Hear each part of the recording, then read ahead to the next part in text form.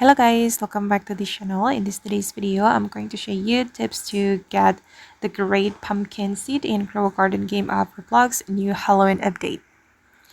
Okay guys, as we know that the great pumpkin seed has been added to the seed shop, and then you can buy the great pumpkin seed from here, but unfortunately it's pretty rare, so it will be so hard to get this great pumpkin seed. And this is a transcendent seed or plant. Okay, and no worries guys, if you want to get the seed, I'm going to give you some tips.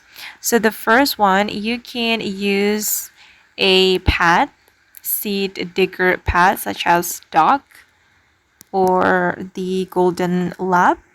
It will help you to dig seed, and maybe you will have possibility to get the great pumpkin seed.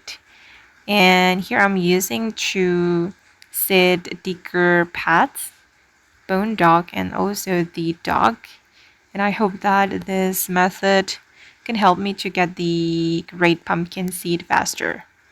And the next one, you can join the admin abuse event, which happens every week in a weekend.